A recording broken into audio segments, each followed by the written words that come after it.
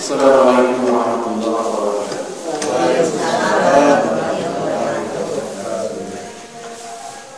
Innal hamdalillahi wahdahu sadaqa wa'dahu wa nasara 'abdahu wa 'azza jalla wa 'azama azza wa'dahu la ilaha illallah wahdahu la syarika lahu wa asyhadu anna Muhammadan 'abduhu wa rasuluhu la nabiyya ba'dahu.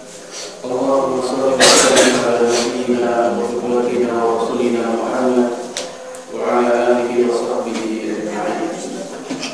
Wa qala alaihi salatu wassalam kama jaa fi sahih Bukhari, man yuridillahu bihi khairan yufaqihuhu fid-din. Amma ba'd. Ma'asyiral muslimin wa muslimat, a'azzanallahu wa iyyakum. Alhamdulillah, pada pagi hari ini seperti biasa Allah mengizinkan kita untuk bermunajat dalam sebuah momen yang istimewa. Yang pertama, sholat subuh berjamaah. Kemudian kita lanjutkan dengan tilawah Al-Quran. Kemudian kita lanjutkan dengan tarawih menuntut ilmu.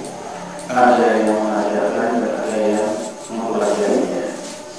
Dan ini merupakan nilai atau amal jihad fisabilillah seperti yang sering saya ulang-ulang dalam kesempatan yang sebelum-sebelumnya.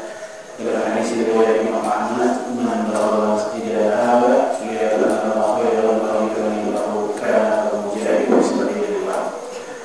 Barang siapa yang masuk ke dalam masjid tujuannya untuk mencari baik atau mengajarkan yang menjadi seperti mujahid fisabilillah. Bapak Ibu sekalian, rahimahullah, kita akan melanjutkan materi yang lalu, tepatnya 2 bulan lalu.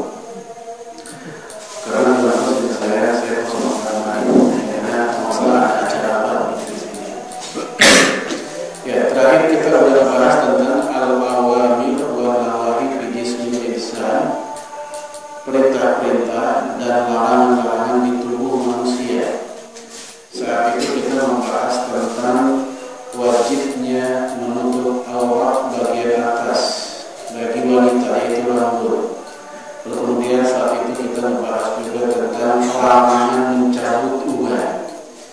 Dan saat itu juga kita membahas tentang anjuran untuk mewarnai rambut atau menyinir, mempikok rambut. Ya, semoga di antara jemaah masih ingat saat kita membahas itu.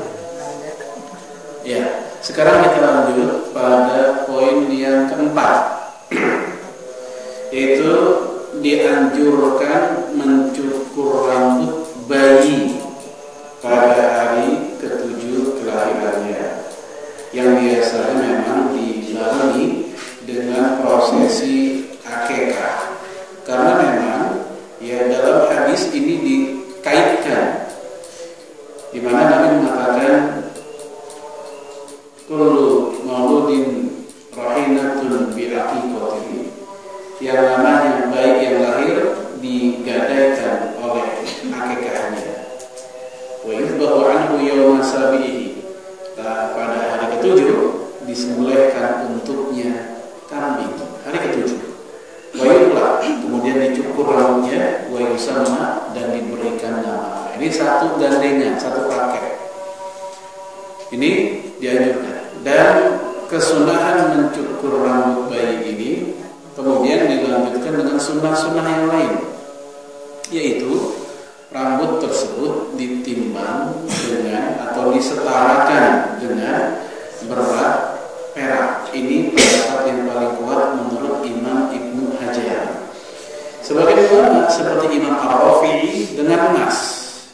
Tapi setelah diteliti oleh Imam Ibnu Hajar, hadis-hadis timbangan rambut yang disetarakan dengan emas itu tidak ada satupun yang sahih atau hasan, sehingga legalitas untuk menggunakan hadis tersebut lemah. Sehingga Ibnu Hajar mengatakan yang paling sahih adalah yaitu menyetarakannya dengan perak. Dan tentunya ini meringankan kita, sebab nantinya setelah ditimbang berapa gram beratnya, ya dinilaikan dengan uang lalu kita sedekahkan. Kalau seandainya dinilaikan dengan uang dan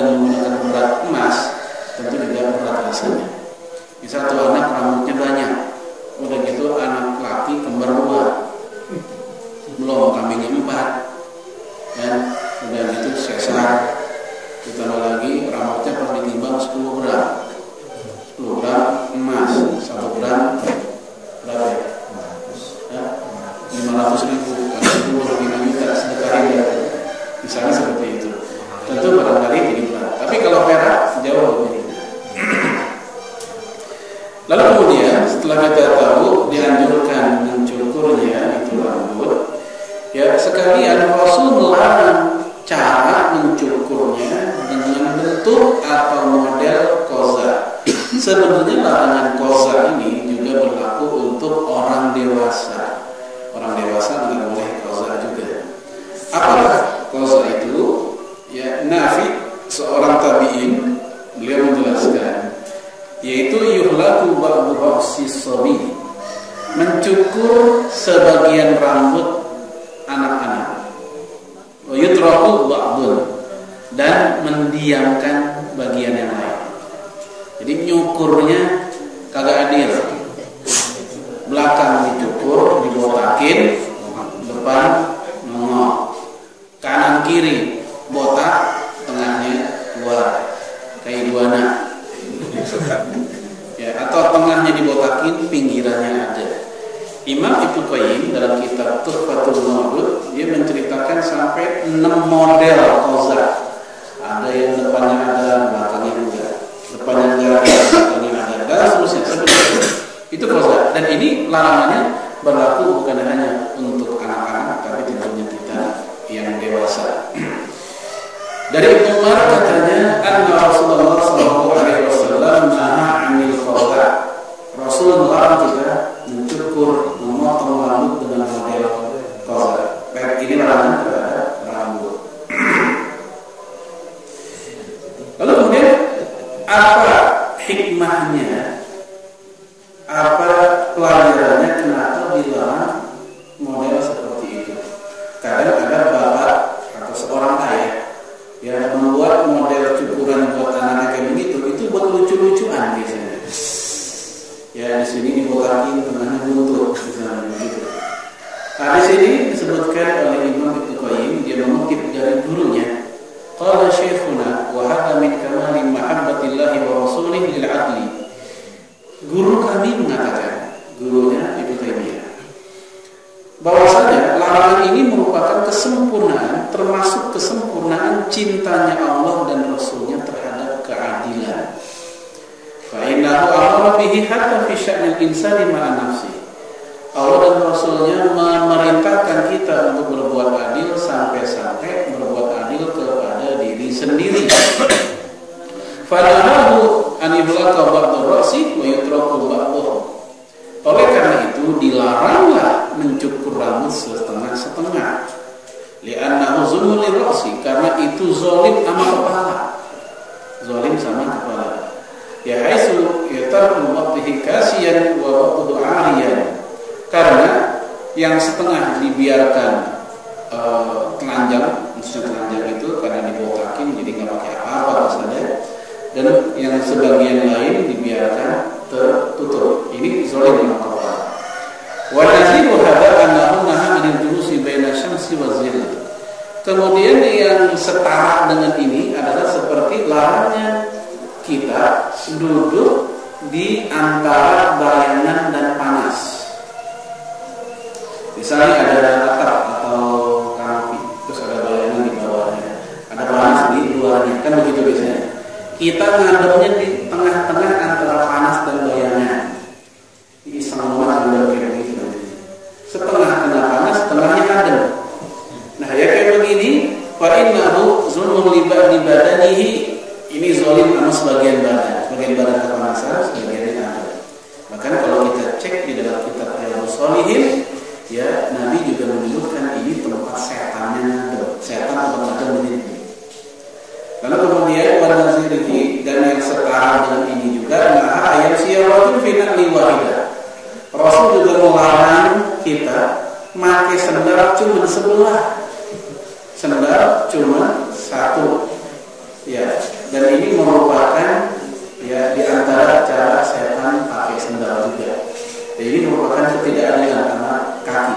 Ini sering dialami oleh mungkin kalau laki-laki setelah tarawih atau setelah sholat Jumat yang berangkat sendalnya dua, pulang tiba satu. Ini yang paling dua banget dan tanggung banget di sebelah dua. Nah, ini kezaliman terhadap kaki. Ini rahasia kenapa tersebut dilarang. Kemudian kita lanjut poin selanjutnya, yaitu membotakkan kepala lebih utama dibanding mendekin. Ini tentu kasusnya untuk orang yang lagi tahalul. Dari Ibnu Umar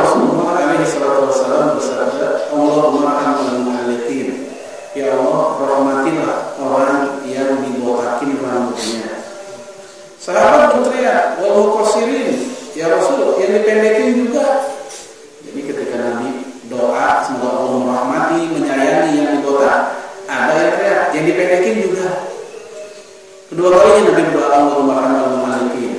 Ya Allah, hormatilah orang yang dibotaki kepalanya.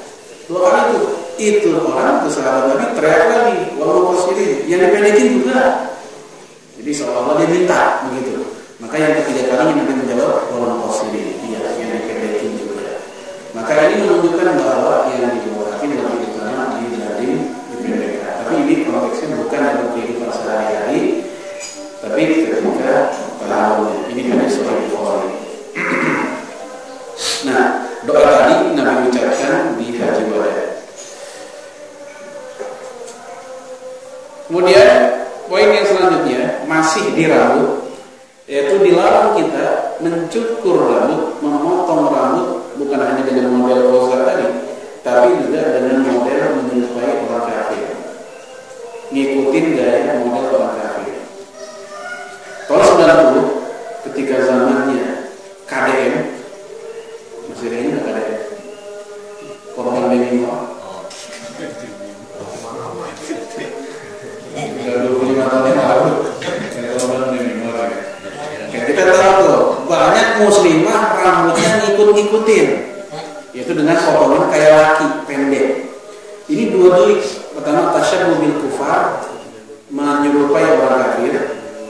Yang kedua tasyabbuh bil rijal, menyerupai kaum laki-laki. Begitu, ini dua anaknya dan cukup banyak kaum muslimah yang mengikutinya. Dan Nabi mengatakan dalam hadis yang diriwayatkan Imam Abu Dawud, Imam Ahmad, Ibnu Abi Syaibah dan lainnya, laisa minna man tashabbaha bi ghairina. Ya, bukan golongan kami orang yang menyerupai selain golongan kami. Atau dalam hadis yang lebih terkenal dari ini, man tashabbaha bi qaumin fa huwa minhum. Barang siapa yang menyerupai sebuah kaum, dia bagian dari kaum itu. Ini merupakan deklarasi dari Rasulullah, pokoknya yang ngikutin gaya-gayanya, mirip-miripnya, rambutnya, pakaiannya ke mereka, bukan golongan kami.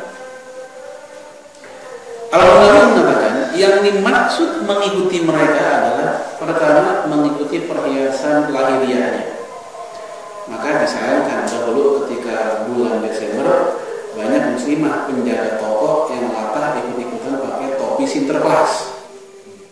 Dia muslimah, bukan mungkin berjilbab, tapi pakai topi Sinterklas. Ya, terus gaya jalannya ngikutin jalan mereka. Ini biasanya banyak anak muda ketika melihat artis pujaan mereka, rambutnya bagaimana, pakainya gimana, bahkan gaya jalannya pun, gaya jogetnya pun diikuti juga. Berpakaian seperti mereka dan perbuatan lainnya. Baik, ini masuk kategori tasyabbuh bil kufar, kecuali terhadap ilmu pengetahuan yang mereka temukan. Yang kayak gini bukan masuk ini.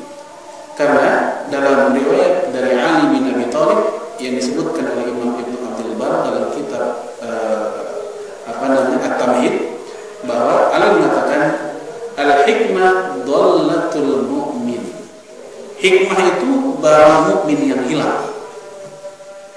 Hikmah, ilmu itu barang mukmin yang hilang. Di manapun saja kita mendapatkan, kita lebih berhak untuk memilikinya. Walaupun kita mendapatinya dari orang kafir, kita lebih berhak memilikinya. Kalau ilmu pengetahuan silakan. Ini yang bikin tentu kita tahu bukan orang Islam. Dengan program-program yang ada di dalamnya umumnya, ya juga bukan orang Islam. Tapi kita, ya ini dhallatul mu'min, termasuk hikmah yang hilang dari tangan orang beriman, maka kita lebih berhak untuk memilikinya.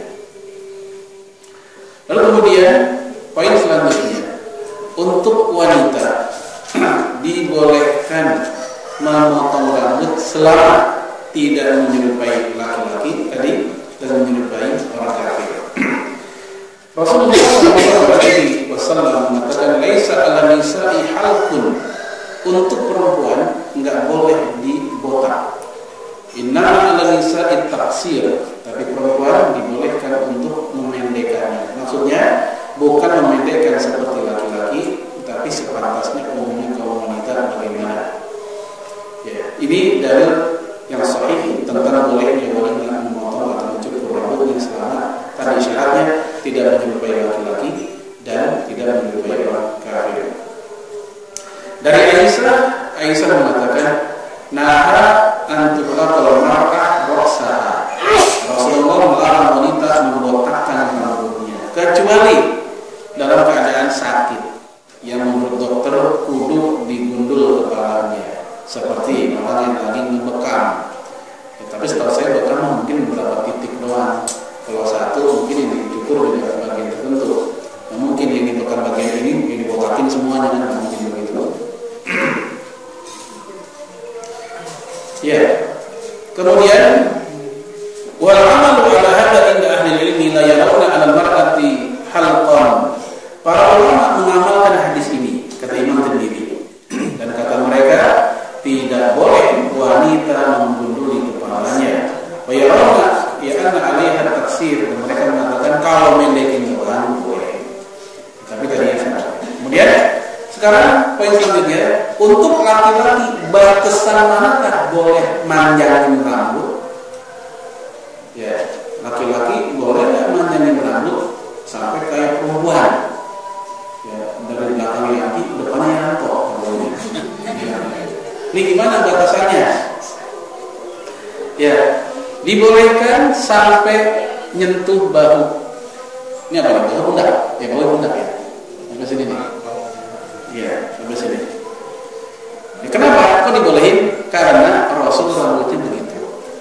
Lalu kemudian sebagian sahabat ada yang dijuluki dengan Jumiyun.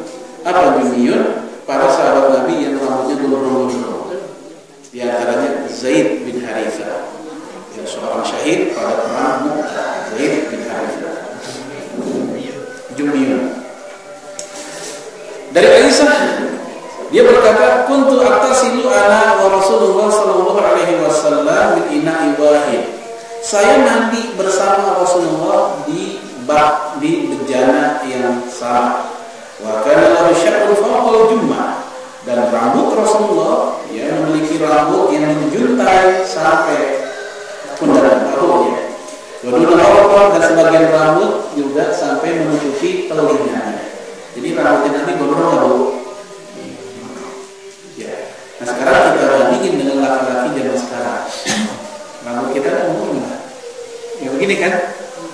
Potongannya malah ada model potongan ikutin batok kelapa di tengah, kalau di kepala tinggal dikiterin doang.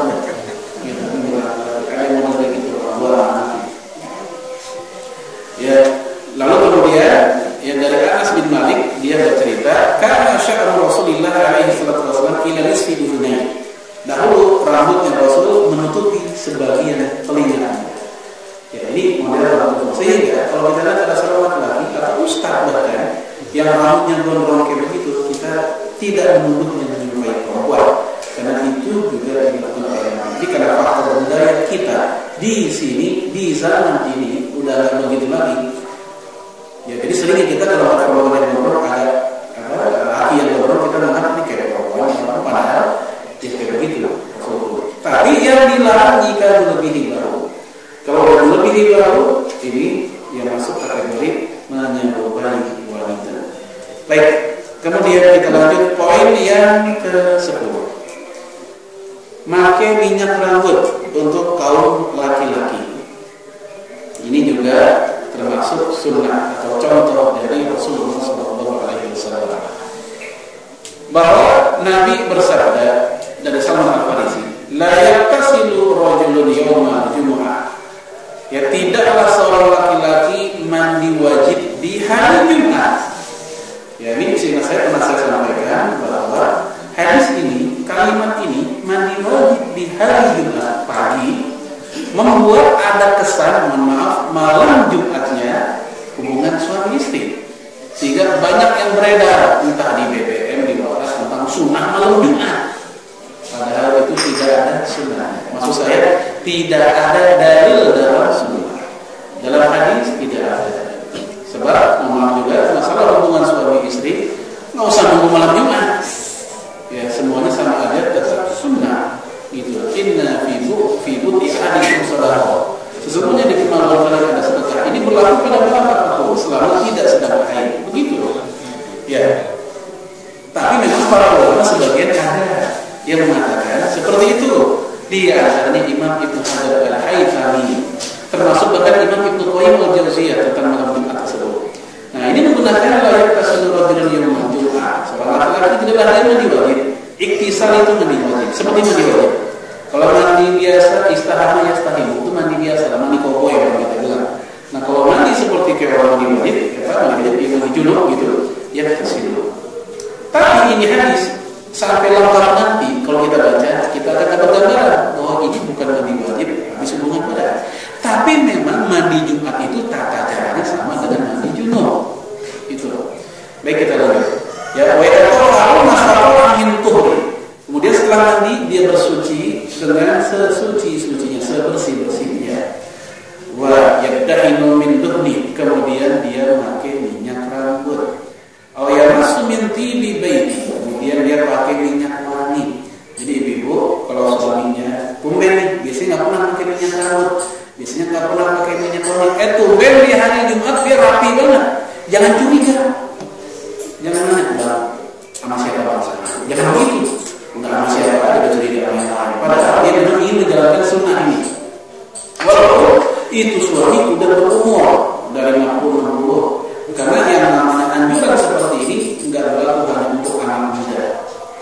Tsumma yakhruju fala yufarriqu baina itsnain. Kemudian dia keluar rumah menuju masjid tanpa membelah dua orang. Tanpa membelah dua barisan. Maksudnya apa? Dia nyampe di awal waktu. Sehingga pas dia nyampe enggak butuh untuk permisi. Karena dia nyampe udah di shaf awal. Begitu. Jadi keluar nyampe ketika di masjid untuk sholat Jumat. Tsumma yusalli ma kutiba lahu.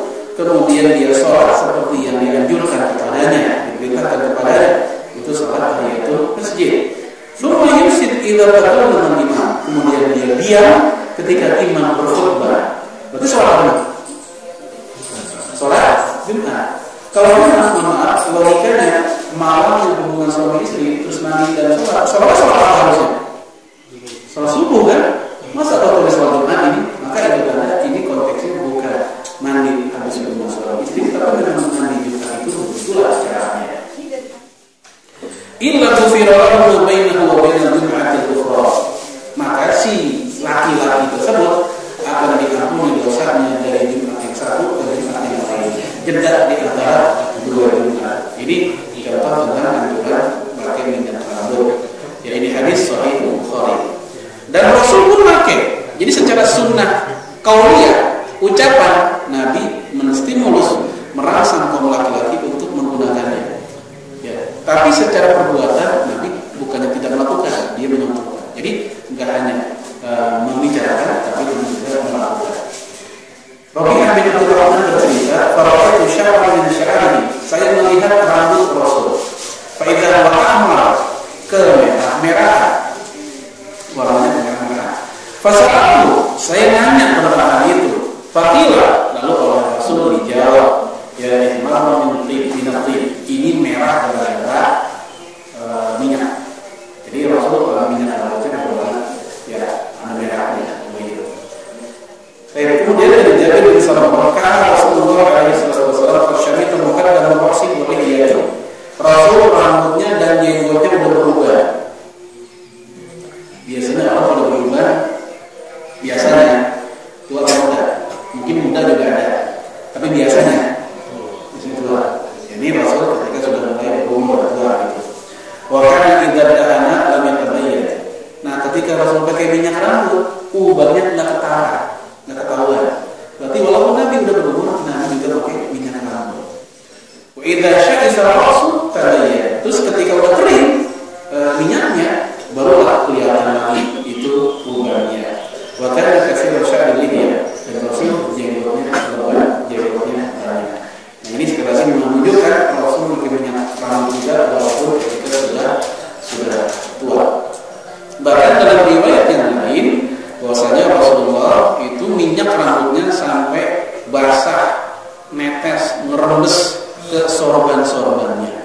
Karena memang minyak rambut dulu kan bukan kayak sekarang. Sekarang kan gel, ya, gel begitu. Dulu kan cairan gitu. Nah, karena Rasulullah SAW yuksiru dahna ra'si. Nabi banyak pakai minyak rambut di kepalanya. Wa tasriha lihiyatahu, dan Nabi pun menyisir jenggotnya. Jadi jenggot juga disisir. Ya, tergantung sih mau pakai sisir boleh pakai serit juga boleh, apa yang pakai serit. Ya, pakai tangan ditata juga silakan. Kemudian wa yusirul qina ka'anna thawba zayyat, dan Rasul pun memanjangkan kain penutup kepalanya. Nah, penutup kepalanya begitu berminyak seakan-akan penutup kepalanya tukang minyak. Jadi penutup kepalanya, pecinya, sorbannya itu sangat berminyak, saking terusnya itu minyaknya. Jadi bapak kalau mau pakai guyuran juga biar kayak baik, selanjutnya poin yang 11 tentang terhadap rambut juga masih, yaitu anjuran untuk tarojul. Tarojul nyisir, merapikan rambut. Ini bukan hanya pelaku wanita, perilaku wanita, juga laki-laki. Cuman bedanya kalau laki-laki dianjurkan untuk jangan sering-sering, karena khawatir nanti seolah-olah dia sama dengan wanita pesolek. Ya, sama dengan spion berhenti nyisir. Ada mobil parkir berhenti nyisir. Ada mobil nyisir ngaca di becekan, kesian nggak bisa ngaca. Untuk orang ilu rasa Rasulullah Sallallahu Alaihi Wasallam, kata Aisyah, saya dulu pernah nyisirin rambut Rasulullah. Wa ana haidun, dan saat itu saya sedang haid. Ini hadis Imam Tirmidzi dan Al-Albani mengatakan sahih. Dalam kesempatan lain, Rasul lagi itikaf. Ya, idza atakafa yudni ilayya ra'sa. Ketika Rasul lagi itikaf, kepalanya condong ke saya. Jadi kan rumahnya Nabi ada masjid dekat. Nah, jendelanya tuh ada. Nah, Rasul tuh nyondongin kepalanya di jendela ke Aisyah. Fa'uratuhu, maka saya sisirin rambut Rasulullah. Wa kana la yadkhulul baita illa li hadatil insan. Dan Nabi kalau lagi itikaf enggak bakal keluar masjid kecuali kalau ada kebutuhan manusiawi. Buang air misalnya atau lagi gimana gitu ya. Nah, ini menunjukkan bahwa dalam itikaf dibolehkan melakukan aktivitas-aktivitas yang manusiawi walaupun bukan zikir, ya selama memang tidak mendominasi aktivitas itikafnya. Nah, kisah ini sahih Muslim. Ya. Baik, Abdullah bin Ghufar mengatakan, "Na'a Rasulullah sallallahu alaihi wasallam anit tarajuli illa libba." Rasul melarang nyisir kecuali jarang-jarang. Berarti dibolehkan, tapi jangan sering-sering. Nah, ini buat kita laki-laki supaya nggak kesannya menyerupai kaum wanita soleh gitu. Dan disunahkan nyisir itu dari kanan. Ini dianjurkan begitu. Ini jangan begini, ini buat yang botak udah boleh terbuka cita. Nggak bisa menjalankan sunnah at-tayammun, memulai segala sesuatu dari kanan. Ya, diceritakan tentang Nabi yujibuhut tayammun. Rasul suka ngapa-ngapain memulai dari kanan. Apa ada fitaratulihi, ya nyisirnya. Fitanahulihi, make sendalnya. Ini, wafitulihi, berwudunya, bersucinya. Wafikulli sya'nihi, dan segala perbuatannya dia memulai dari kanan. Bahkan Imam Tirmidzi menceritakan ada 2 gaya rambut Rasulullah. Ketika masih muda, Rasul nyisir rambutnya dari depan ke belakang. Dari depan ke belakang. Ini kalau depan ke belakang biasanya dengan sendirinya akan belah 2. Biasanya begitu. Terus ketika dia udah mulai berumur, beliau menyisirnya dari kanan ke kiri. Gitu ini cara nyisir rambut Rasulullah alaihi wasallam. Baik, sekarang kita masuk poin yang ke-12, larangan menyambung rambut alias pakai wig, kondet, sanggul atau yang semisal ini. Ini belum kita bahas kan? Belum. Ya. Pakai wig. Ya, ini Asma binti Abu Bakar. Siapa Bu? Asma binti Abu Bakar.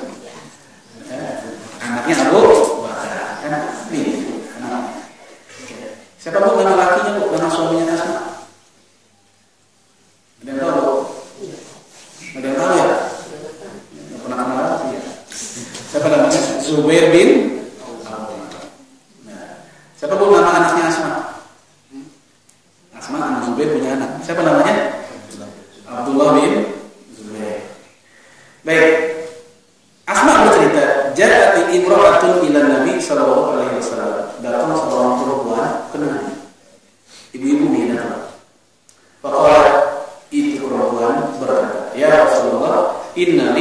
masalan Quraisy. Ya Rasul, saya punya anak perempuan. Anak saya mau saya nikahin, urus ya pernikahan. Kemudian asabatha hasbatun fatamarqa sya'ruha. Dia kena penyakit sehingga rontok rambutnya. Tuh. Afasiluhu, boleh enggak rambutnya saya sambung sama yang lain biar kealingan, biar ketutup, biar dia pas nikah enggak malu begitu. Sehingga dia tertutup dengan rambut sambungannya. Faqala, Nabi menjawab, la'anallahu al-wasilah wal mustawsilah. Allah melaknat wanita yang menyambung rambut, si tukang sambungnya nih, yang nyambungin, dan mustawsilah, si yang disambung, subjek dan objeknya, pelakunya dan yang menderitanya. Maksudnya menderitanya yang disambung sambung, tukang sambungnya dan yang disambung rambutnya. Coba lihat jawaban Nabi, nggak pakai teleng aling-aling, langsung, nggak pakai mukadimah, langsung aja la'anallahu, Allah melaknat si penyambung rambut dan si tukang sambung rambutnya. Baik, bagaimana keterangan para ulama? Imam Muslim dalam kitab sahihnya membuat bab tentang hadis ini, berbunyi bab tahrim fi'lil wasilah wal mustawsilah. Haramnya, kata Imam Muslim, berarti menurut pendapat Imam Muslim, menurut hadis ini, dari hadis ini, menyambung rambut buat kaum wanita, ya laki juga boleh sama. Ya, ini haram, baik si pelakunya atau si yang disambung. Imam Syaukani mengatakan, wal waslu haramun, menyambung rambut itu haram. Li'anna al-la'na la yakun ala amrin ghairi muharram, karena ketika ada kata laknat nggak mungkin itu sesuatu yang boleh. Karena kata laknat nggak mungkin untuk yang boleh nggak mungkin dilaknat. Kata laknat menunjukkan itu sesuatu yang diharamkan. Bahkan Al-Qadhi Iyad mengatakan bahwa ini dosa besar, bukan sekedar haram, ini dosa besar karena dia menipu. Ya, dia menipu orang. Kemudian Imam An-Nawawi mengatakan, wa hadhil ahadits sharihatun fi tahrimil wasli. Hadis ini jelas banget tentang haramnya menyambung rambut. Ya wala'nul wasilah dan laknat si penyambungnya, wal mustawsilah mutlaqan, dan si yang disambung secara total. Secara total, si tukang maupun si yang disambung semuanya haram.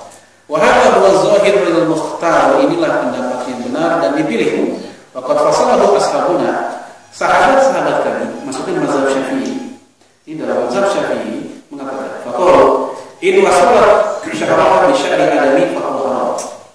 Jika rambut yang dipakai buat nyambung rambut adalah rambut orang, maka ini haram. Sawa'un kana, sama aja. Ya sya'ru rajulin aw imra'atin, ya baik rambutnya laki-laki atau rambutnya perempuan yang dipakai sama dia. Ya wasa'un, dan juga sama sya'rul mahram, rambut mahramnya dia sendiri. Misal rambut anaknya dipakai, tetap sama aja. Wazar, atau juga rambut suaminya, nggak boleh juga. Walaupun rumah dan selain keduanya, bila khilaf, nggak ada beda pendapat para ulama, itu semua sama aja. Mau rambut suaminya sendiri, rambut anaknya, rambut orang tuanya, ya yang penting itu rambut orang aja. Apa sih alasannya? Pertama, li umumil hadis, karena hadisnya memang nggak ngerinci, pokoknya rambut aja, rambut siapapun. Rambut sendiri dipotong bikin pondek. Iya, ini dipotong bikin pondek gitu. Ini ada kalimat wa rumah dan selain itu, sehingga ini masuk kategori menyambung walaupun itu rambut sendiri. Nah, ini ada alasan lain. Wali annahu yumul intifaq bi sya'ril adami. Alasan lain adalah karena memang rambut orang itu ketika udah rontok atau dicukur, potong, itu bukan untuk dimanfaatkan. Ya wasa'ir ajza'ihi likiramati, dan bukan hanya rambut, bagian tubuh manusia yang lain ketika udah nggak kepake, misal diamputasi, ya udah nggak kepake, maka karena kemuliaannya ini nggak boleh dimanfaatkan, tapi dia mau dikubur, dipendem. Apa aja? Seperti ya bisyarihi, rambutnya, bizufurihi, kukunya, wasairi ajza'ihi, dan bagian-bagian yang lain. Ya, jadi dikubur. manusia. Kecuali begini, kalau emang ada masalah, seorang kena penyakit ginjal, gitu. Kemudian dia butuh ginjal. Akhirnya si suaminya atau istrinya merelakan salah satu ginjalnya untuk diambil untuk suaminya atau istrinya. Ini ada masalah orang hidup, menyelamatkan nyawa. Yang kayak begini dibolehkan. Tapi kalau ini kan enggak, ini berkecantikan. Ya, untuk gaya-gayaan aja. Ya, maka ini kata masuk pembolehan. Kemudian wa in wasaqatu bi sya'ri ghairi adami. Nah, kalau rambutnya bukan rambut orang gimana? Ini lebih parah lagi sudah, bukan rambut orang. Rambut kambing dipakai. Rambut kuda. Kan kuda juga ada tuh yang rambutnya bolong. Fa in kana sya'ran najasan, kalau rambutnya rambut najis dari hewan najis. Seperti bahwa sya'rul maitah, rambut bangke. Ini hewan udah jadi bangke. Kita ambil bulunya atau kulitnya, kita ambil bulunya, kita ambil juga. Kita jadiin wig tuh misalnya. Atau melayukal, atau rambut hewan yang kagak kita makan. Rambut hewan yang kita nggak makan. Rambut anjing, rambut apalagi itu, babi misalnya, dikumpulin, dijalin, lalu ya jadilah ya rambut palsu gitu. Bahkan kita infasalah fi hayatihi, walaupun rontoknya ketika itu hewan masih hidup, bukan ketika bangkit. Kalau lagi bangkit kan najis. Ini walaupun ketika itu hewan masih hidup, bahwa haram redor sama itu haram juga. Begitu kata Imam Nawawi. Nggak boleh. Nah sekarang pertanyaannya bagaimana kalau bukan rambut hewan, bukan rambut manusia, tapi rambut sintetis, buatan pabrik. Jadinya mirip kayak rambut. Itu ada yang mengalami begitu tuh. Di sini para ulama beda pendapat. Kalau yang tadi khilafiyah apa namanya sepakat, nggak boleh pokoknya. Ya mau rambut orang, mau rambut selain orang, hewan, maka nggak boleh. Ini rambut sintetis, ya benda-benda sintetis yang ada kimianya, tapi dia nggak najis, dia suci. Ini gimana? Para ulama beda pendapat. Tapi mayoritas mengatakan tetap tidak boleh. Apa alasannya? Yaitu kaidah fikih al-umuru bima qasidiha. Menilai perbuatan tergantung maksudnya. Lah, dia kan pakai itu rambut walaupun sintetis tujuannya sebagai rambut. Maka fungsinya juga sebagai fungsi rambut walaupun itu terbuat dari benda-benda kimiawi misalnya. Ini pendapat mayoritas ulama, ini tetap tidak boleh. Ya. Ada yang mengatakan ya boleh jika diizinkan suami dan tidak boleh jika tidak diizinkan suami. Ada yang begitu juga. Sekarang bagaimana kalau nyambung rambut bukan dengan rambut? Ya, bukan dengan rambut orang, bukan dengan rambut hewan, bukan dengan rambut sintetis, tapi bahan-bahan seperti bandol, bandana, jepitan rambut, ikatan rambut. Nah ini nggak termasuk karena orang nggak kepikiran itu adalah nyambung rambut. Itu biasa, ya. Dan ini ya, tidak ada masalah untuk melakukannya. Baik. Sekarang kita masuk, ya masih di rambut. Ini tadi main rambut dulu nih, kita masuk dengan rambut. Kita masuk ke poin 13. Mengusap rambut kepala ketika wudhu. Ya, mengusap kepala otomatis kena rambut ketika wudhu. Ini bahkan menjadi fardunya wudhu. Enggak sah wudhu tanpa mengusap ini. Dalilnya surat Al-Maidah ayat 6. Ya ayyuhalladzina amanu, wahai orang-orang beriman, idza qumtum ila shalah, jika kalian salat, faghsilu wujuhakum, maka basuhlah wajah kalian. Baik Bu, basuh wajah itu Bapak juga semua atau sebagian wajah? Semua? Semuka atau jidat doang? Atau pipi doang? Semua kan? Ini penting saya jelaskan kayak begini atau saya tanya kayak gini supaya nanti masalah kepala juga ada kaitannya nanti. Wa aydiyakum ila marafiq, kemudian kedua tangan kalian sampai situ. Wamsahu bi ru'usikum, kemudian basuhlah kepala kalian. Nah, ketika disebut wajah, wajah adalah semuanya. Ketika disebut kepala, kepala semana? Semuanya. Ini apa nih? Ubun-ubun. Ya, yang disebut kepala adalah ubun-ubun belakangnya dan bagian tengkuk belakang ini. Itu kepala. Ya, sehingga dari sinilah akhirnya sebagian fuqaha seperti golongan Imam Malik dan pengikutnya bahwa ketika ngebasuh kepala itu bukan cuma ubun-ubun tapi seluruhnya. Sebagaimana disebut muka adalah seluruh wajah, pipi namanya, ini doang jidat namanya, muka ya keseluruhan. Maka kepala juga begitu. Ini doang umum namanya. Kalau semuanya inilah disebut dengan kepala. Ini pendapat Imam Malik. Baik, dikutip oleh Imam Ibn Abdul Bar. Kata Imam Ibn Abdul Bar, kata beliau, ya faqala Malik al-fardu mashu jami'ir ra'si. Imam Malik mengatakan bahwasanya yang wajib adalah membasuh keseluruhan kepala. Lagi wudu membasuh keseluruhan kepala. Fa in taraka syai'an minhu kana man taraka ghusla syai' min wajhi. Kalau dia ngebersihinnya, ngebasuhnya cuma sebagian, itu sama juga kayak orang cuci muka cuma sebagian. Karena definisinya sama. Disebut muka adalah seluruhnya, disebut kepala adalah seluruhnya. Maka ketika disuruh untuk basuh muka ya seluruhnya, basuh kepala ya juga seluruhnya. Tapi jamaah sekalian, pendapat ini dikoreksi. Nah, pendapat ini disanggah oleh sebagian ulama lain. Saya ambil contoh. Saya megang tembok nih, nah begitu. Maka bahasanya adalah saya megang tembok. Walaupun yang saya pegang cuma sebagian, tapi tetap bermakna saya pegang tembok. Harus saya pakai logika yang tadi. Namanya megang tembok saya harus pegang semua kan? Semua saya pegang itu iseng banget semua. Lu ngapain megang semua? Supaya dibilang megang tembok kan begitu. Jadi walaupun saya hanya megang begini doang, udah cukup disebut megang tembok. Sama, maka ketika ada orang yang rambutnya cuma segini doang, udah cukup membasuh kepala. Paham ya?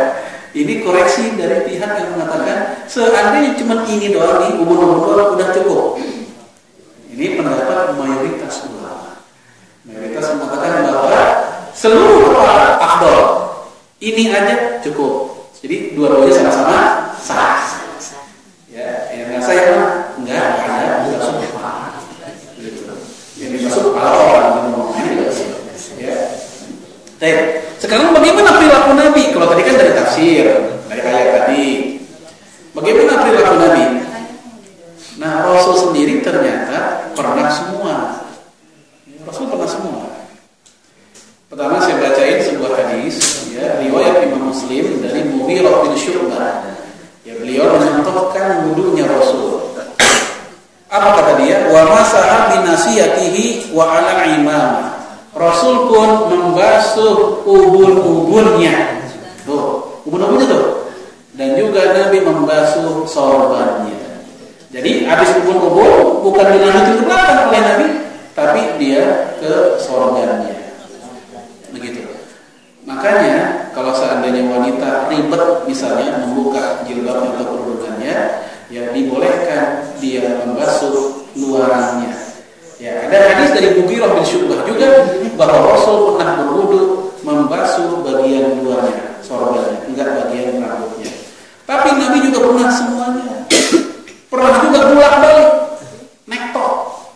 Apa nektok? Ya bolak-balik, membel gitu. Dari sini ke belakang ke depan lagi. Pernah juga. Maka pernah juga Nabi dari sini ke belakang, ke depan langsung ke kuping.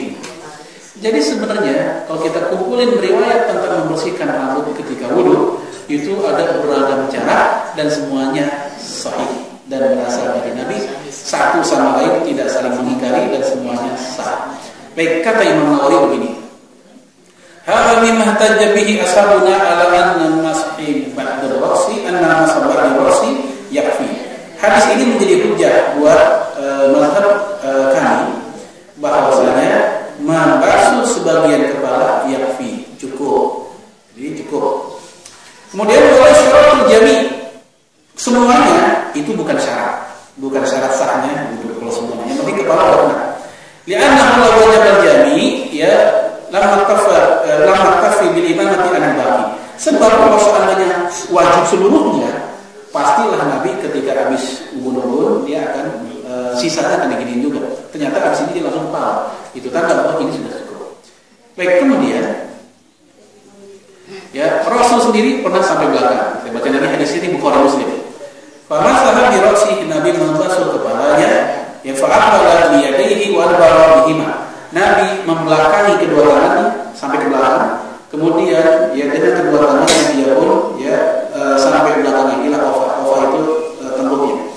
Dalam hadis yang lain, bada'a bi muqaddami ra'si, Nabi mulai dari depan kepala, hatta dhahaba bihima ila qafah, kemudian itu kedua tangan sampai tengkuknya, tsumma radahuma, kemudian dibalikin lagi kedua tangannya ila rakatin lagi badan itu ke tempat awal. Berarti balik. Kemudian ya poin yang ke-14 membersihkan telinga, itu ada masih yang bagian tadi, bahwasanya Rasulullah juga ya habis bersihin kepala langsung telinga tanpa ngambil air baru. Jadi airnya masih bekas air yang basuhin kepala. Ya, anna Nabi sallallahu alaihi wasallam masaha udhunaihi bi ghairil ma'il ladzi masaha bihi ra'sa. Rasul pernah membasuh kedua telinganya ya dengan menggunakan air ya tanpa air kepala. Jadi Nabi pernah ngambil dulu baru telinga. Tapi dalam kesempatan lain Nabi juga pernah melangsungkan antara kepala langsung ke telinga. Tsumma masaha bi ra'si, lalu Nabi membasuh kepala pada fala isba'ai sab'ataini fi udhunain. Langsung Nabi bersih telinganya dengan jari telunjuknya ke dalam telinga, pemasahan juga hamai ala zahiri udhunain. Kemudian jempolnya di bagian luarnya. Telunjuk bagian dalam, jempol bagian luar. Ini langsung ke sini kepala. Jadi kalau di total ada berapa cara? 4 atau 5. Pertama, Rasul pernah bulunya doang. Yang kedua, pernah semuanya. Yang ketiga, pernah ini ke depan 3. Yang keempat, sini telinga 4. Yang kelima, Nabi pernah sorban saja. Begitu. Ada 5. Dan ini semuanya sah dari Nabi. Semuanya silakan dilakukan. Tapi kita ya pakai yang biasa aja. Yang biasa dan nyaman juga. Yang ke-15, yang terakhir, nanti kita lanjutin lagi. Ini masih main kepala nih, ya. Yaitu larangan nyukur alis. Larangan nyukur alis, baik dicabut atau di crop, ya, dipotong di crop. Ya, dari Ibnu Mas'ud, ya katanya, la'anallahu al-washimat wal mustawshimat wal mutanammisat wal mutafallijat Lilhusni al-mudhayyati khalqallah. Allah melaknat wanita yang bikin tato dan si yang ditatoin, objek dan subjek, pelakunya dan yang dibikinin. Nah, sekarang banyak perempuan kayak gitu, ngikutin laki. Ya, laki yang tidak boleh, kalau perempuan membuat gaya-gayaan. Kemudian wal mutanabisat, wanita yang dicukur alisnya dan yang dikikir giginya. Masa dikikir atau mutafallijat, direnggangin. Mungkin tadinya menurunnya gigi bertumpuk-tumpuk, baik karena faktor maaf bisul atau apa namanya berdua-dua giginya. Ini berdua-dua ini bahasa halus. Ini akhirnya dibikin supaya nggak begitu dibikin mutafallijat. Baik, kita bahas yang mutanabisat dulu, yaitu mencukur alis. Kalau Al-Tabari, Imam Tujari Al-Tabari mengatakan, la yajuzu lil mar'ati taghiru syai', ya tidak boleh buat perempuan merubah ya apa-apa yang ada, ya Allah Allahu alaiha, yang sudah Allah ciptain ya untuk dia. Maksud alis sudah begitu ya. Ya, laki saya nggak senang. Itu laki masa sih sesederhana itu cintanya gara-gara alis doang. Gua kalau alis lu di sini kan, begitu kan? Ini masa gara-gara itu doang. Jadi harusnya nggak begitu. Bisyadatin, baik dirubah dengan ditambah-tambah. Nah, supaya lebih lentik, bulu mata ditambahin itu. Saya pernah kan tuh kalau pengantin ada itu ini apa sih Bu istilahnya Bu? Bulu mata palsu ya. Ya baik berupa tambahan atau juga warna sini atau yang dikurang-kurang. Yang ya begitu kadang yang hidung supaya kelihatan lebih gimana. Tahu dia apa yang bisa macam mungkin biar lubang hidung lebih lega kali ya. Ya. Kemudian iltimasul husni semata-mata untuk kecantikan, bukan buat pengobatan itu. Ya la lizauj wala lighairi, baik karena faktor suami atau yang lainnya tetap nggak boleh. Jadi kalau mau nyenengin suami kok, sini kata Imam At-Tujari tetap tidak boleh. Ya, Imam Ahmad bin Hanbal memang membolehkan kalau buat menahan suami. Tapi pendapat Imam Ahmad yang dikoreksi oleh para ulama selanjutnya, ketika sudah ada nas yang melarang, maka alasan apapun yang berupa maslahat kayak tadi demi untuk suami katanya ini nggak boleh, karena yang disebutkan dalam kaidah fikih al-ghayatu la tubarirul wasilah illa bidalil. Tujuan yang baik nggak boleh berubah yang haram menjadi halal kecuali ada dalilnya. Tujuannya baik biar suaminya senang, tapi dengan cara melanggar hadis tersebut. Nah sekarang bagaimana kalau bukan alisnya, itu perempuan pipinya berbulu, berkumis? Ada nggak Bu? Ada. Biasanya ada nih para wanita Eskimo di daerah-daerah dekat kutub itu banyak. Karena memang secara alamiah ya morfologi tubuhnya yang mengadaptasikan seperti itu supaya lebih mampu menahan dari dingin. Perempuan berewokan. Ini gimana? Ya. Baik, Imam Nawawi mengomentari, wa hadzal fi'lu haram, mencukur alis itu tadi haram, illa kecuali idza nabatat lil mar'ati lihya aw syawari, kecuali kalau itu perempuan numbuh kumis dan jenggot.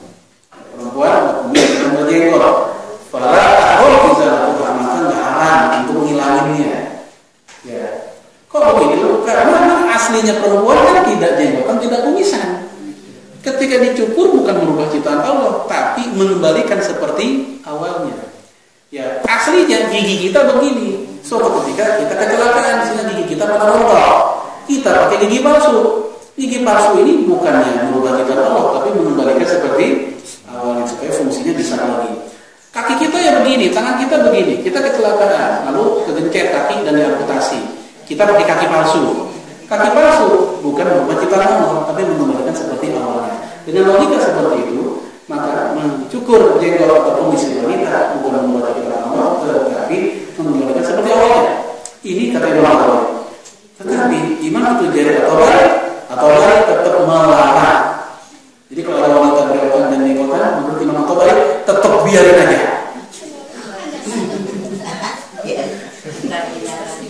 Ini Imam At-Tujari atau lain.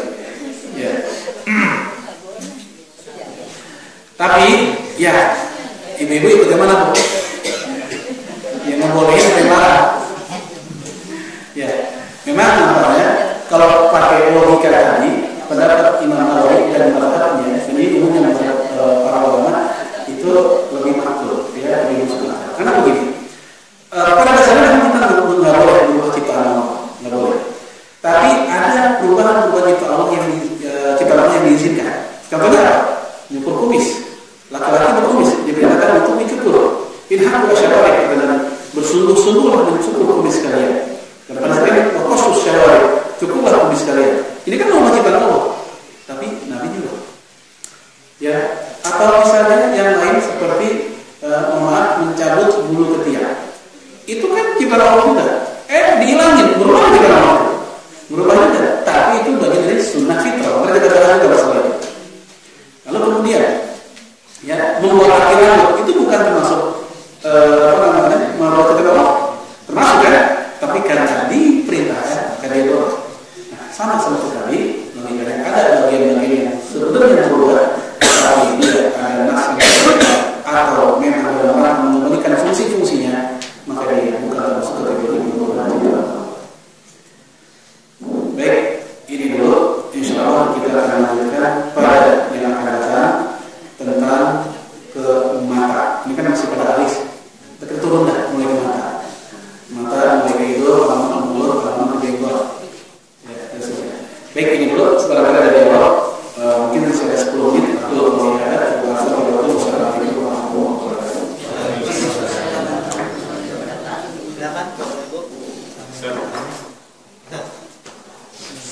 Tadi yang terkait puasa bahwa mencukur tidak boleh sebagian saja itu kalau kita gimana ya? Apakah kalau cukur rambut dia harus semuanya atau hanya boleh sebagian saja gitu? Ini menggunakan kata halqun atau membawa dulu. Jadi apa sih istilah mohak ya. Ini mau habis botak, ini nomor gitu. Ya. Tapi kalau seandainya sekedar memendekkan bagian yang sebelah sini, ya, proporsional, ya itu nggak ada masalah. Yang penting juga masuk kategori membotakkan sebagian, membiarkan yang lain. Makanya tadi saya poin Aria artinya telanjang. Maksudnya memang nggak ada pelapisnya sama sekali rambut di kepalanya. Jadi bukan sekedar Pak, ini yang ini potong ya, tipisin dikit. Nah, bukan kayak gini. Kalau ini nggak ada masalah karena dia masih ada rambut. Jadi bukan ini dibawain ya kayak Mr. T. Itu ya Mas. Tahu ya kayak Mr. T dulu. Itu ya. Ada yang itu.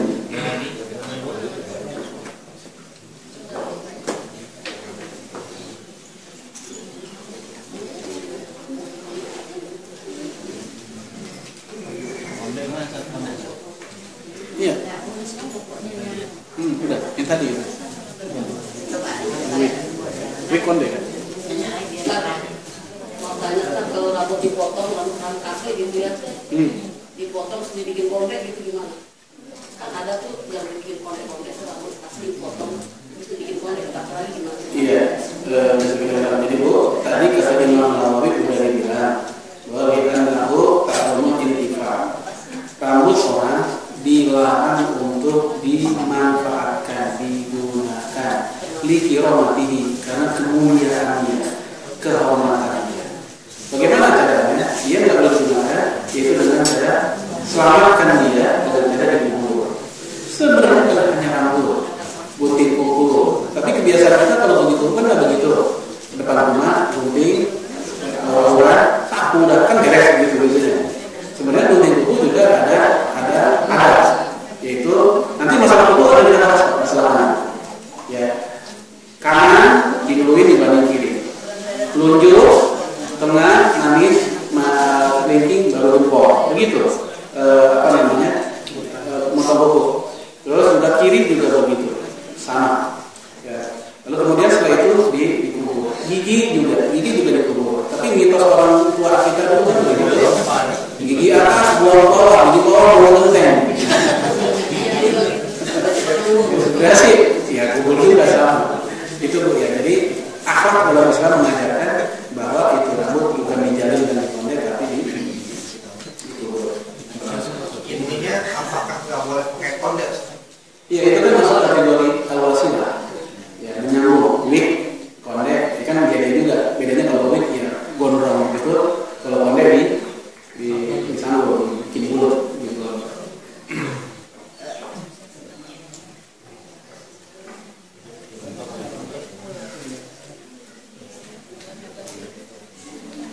Ada lagi Kak? Ya.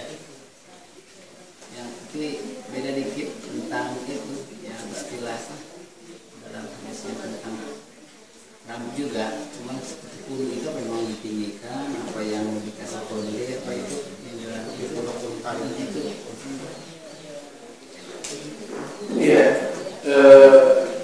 Misalkan jadi nanti bilang ada dua kelompok manusia yang aku belum melihat pada zaman aku, tapi akan datang pada masa yang akan. Kalau kita riwayat yang lain kita buka, nanti kita ketemu hadis dari Aisyah bahwasanya ketika Rasulullah SAW menerima wajibnya memakai jilbab untuk awal untuk kaum wanita, para wanita Ansor langsung responnya cepat, apapun dipakai sama dia, ya apalah spray model apa dipakai untuk menutup auratnya, seakan-akan di kepala mereka ada burung dara. Kan gitu, kepala burung dara, jendol kan namanya, jendol dara. Dan apakah itu dilarang oleh Nabi atau Aisyah? Tidak. Makanya ya kita ngambil jalan tengah, ngambil yang jalan hati-hati. Tapi kita juga nggak boleh sembarangan mengharamkan. Karena ada dua kisah di situ. Nabi melarang yang bunuh unta, tapi diceritakan oleh Aisyah, para wanita Ansor saat itu saking responnya terhadap masalah jilbab, dia langsung menutup dan seakan-akan di kepala ada burung dara yang bertengger. Berarti tinggi, gitu kan? Bunuh unta nggak boleh, burung gagak boleh. Jadi kita ngambil hati-hati yang nggak juga sama sekali, tapi kita nggak pada mengharamkan.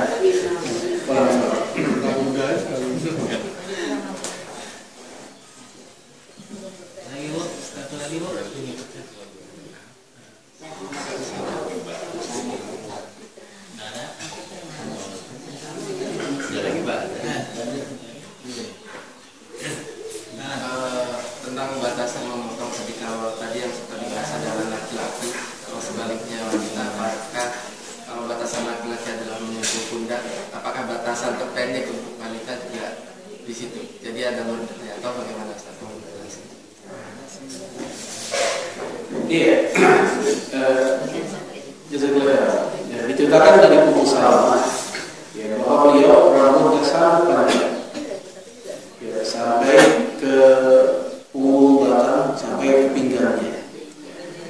Lalu kemudian Rasulullah SAW pun menganjurkan banyak wanita untuk mengepang rambutnya.